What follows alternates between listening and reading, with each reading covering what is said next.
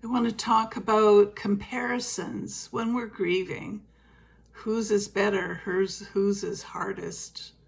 And really, how how helpful is that really? I'm humbled myself by the many kinds of tragedies that people live through.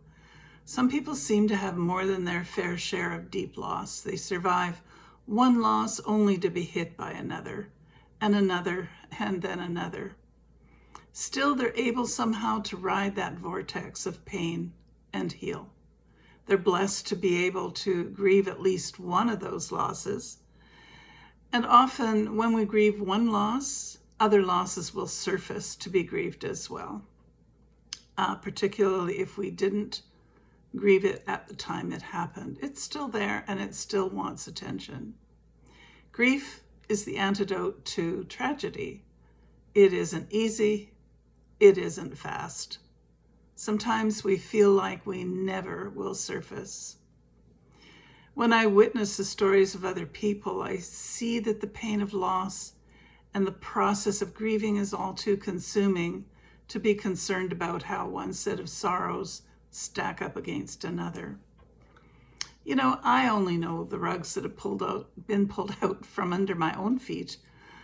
I don't know what it's like to lose a child, to love someone who struggles with substance abuse, or who's been assaulted. I have only one experience of death by suicide, and that happened many years ago. An example of comparison comes from Alex and Pat. Alex's life partner died quite unexpectedly sometime before Pat's divorce. The pain is still strong, the grief of loss. Pat had recently been separated from their life partner, and they made the choice to break. But the pain is still strong. The grief of separation, of a marriage that didn't work out, the loss of hope for a life that wasn't realized.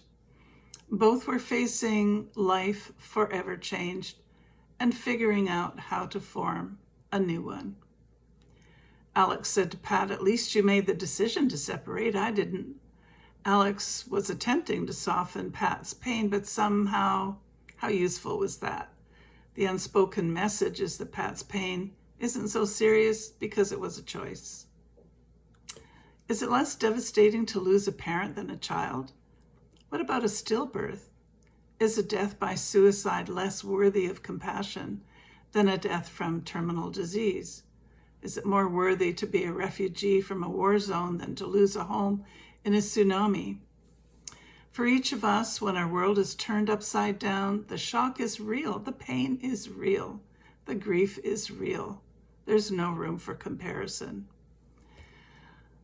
When devastation hits, what we need is support. Someone who will walk alongside us, listen to our story, honor our feelings, keep in touch, maybe help with resources and solution if that's what we need. And sometimes we just need someone to be beside us, to know that we're not alone, that we can reach out if we need to. So if you found this helpful, kindly give it a thumbs up, share it, and leave a comment if you wish. I'm here to help you through your grief. Your pain can be turned into peace. Please reach out to me through my website, letstalktogether.ca, or by email. The links are shown in the notes.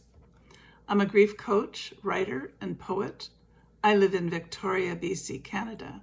We can chat over video conference media. There is a light to guide you out of the darkness of grief. Be well.